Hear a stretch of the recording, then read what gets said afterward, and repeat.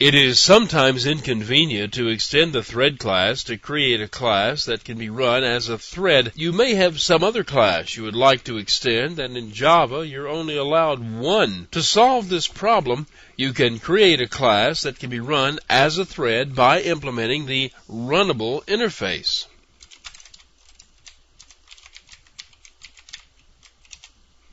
One common reason for creating a thread is for animation. To create animated motion that is smooth and doesn't interfere with the rest of the program, it's necessary to build it with its own timing loop running in its own thread. Now don't worry too much about all this graphics display stuff. It isn't on the exam, but I needed something that would display a runnable thread.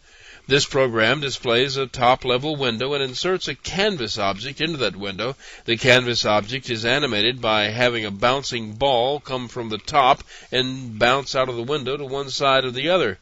When the ball vanishes, it reappears randomly and does it again. Now, the class with the main method extends the JFrame class, which is a top-level window. In its constructor, a new bounce canvas object is created and added to the display. The bounce canvas object is the one that's animated, so once it's made visible, a call is made to its start method to get the animation going.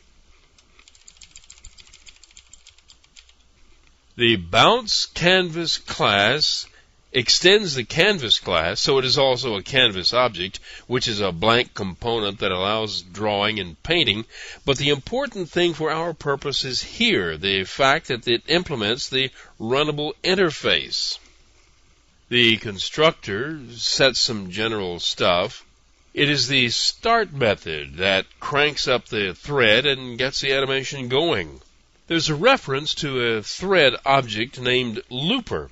If the looper reference is null, it means that there is no thread and one should be constructed. So if one needs to be constructed, the running flag is set to true and a thread object is constructed. Notice the argument on the constructor of the thread object. It's a reference to the current object. As it happens, the current object is a runnable object and can be run as a thread.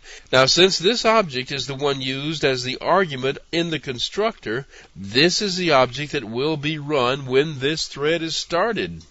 Once the thread is constructed, its start method is called. Remember what the start method did in the previous lesson? Well, it does it again. It creates a new thread and returns immediately to its caller. The new thread calls the run method of the object that was specified on the constructor, and the animation is off and running. And here's the run method. The loop inside the run method will continue to run as long as the Boolean named running is true. So all that has to happen to kill the thread is to set the Boolean to false, and the run method will return and thus kill the thread. The sleep method is called here inside the loop to time the animation. This loop executes once every 50 milliseconds. Notice that inside this loop there is a call to the method named nextFrame. All it does is move the bouncing ball to its next position and then schedule the window for being redrawn. And the entire thing is in a try block because the sleep method requires that.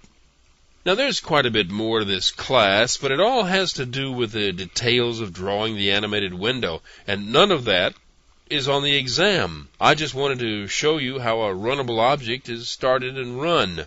The run method is the only requirement of the Runnable interface. To create a runnable object, it is only necessary to implement the Runnable interface and then write a run method for it. The rest of the thread class and how it works is entirely up to you.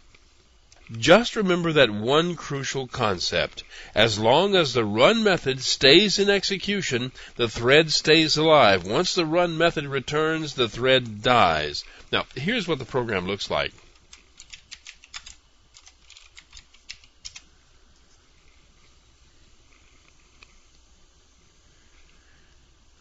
Now, this animation is probably a little bit jerky, but that's not the program. That's because of the way it's recorded and played back. Once again, none of this graphic stuff is on the exam, but if you want to do some animated graphics, this program would be a good start.